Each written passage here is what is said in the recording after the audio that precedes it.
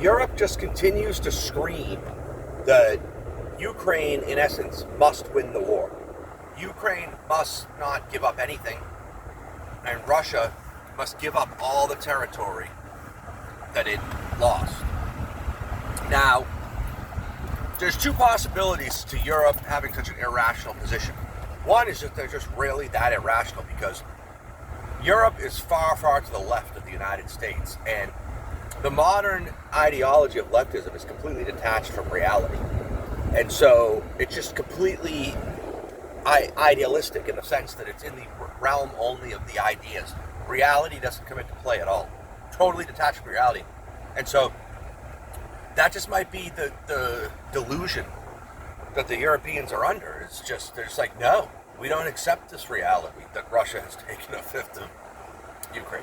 That's actually quite possible. But the other possibility is that everything Europe says about this situation is just posturing. It's just a way for them to be able to sell to their populations after this has happened that this was all the Americans' fault. And it wasn't our fault. We had no culpability. All the Americans sold us out. The Americans gave a fifth of Ukraine to Russia. Because that's the modus operandi of European governments, is to blame the U.S. for everything that happens. And that way, they never get blamed by their own people for anything. Because the United States, and definitely this administration, had nothing to do with the fact that Russia took this land. It's a fact. It's a reality. If these Europeans have a plan to get Russia out of these territories, then they should share that. I don't know why they've kept it secret, because a lot of people might support it. I'd support it. I mean, what's the plan? Are the French going to go in there? How about the French and the Germans? Are they going to fulfill the historical obligation to actually go in there and restore the balance of power of Europe? Of course not. Of course they have no plan. This is their plan. Their plan is to do nothing and then blame the U.S. for something that the U.S. didn't do, but they're able to sell their population on blaming the U.S. because the U.S. is obviously the only people that can broker the end of the war. And the war eventually has to be brokered. It has to end. Every war ends.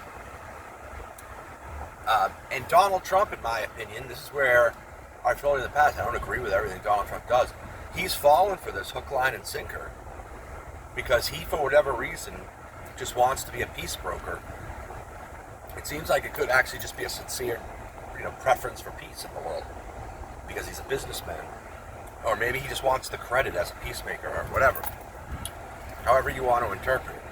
But he clearly is just willing to go into this trap because he wants to broker this peace. But it's just obvious that no matter what happens, the Ukrainians are going to have to give stuff up because they lost the war. That's the reality on the ground. They lost a fifth of their country.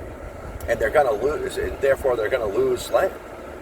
And, and it's clear that it's the plan of the Europeans and the plan of the Western media in general to then blame that on Donald Trump.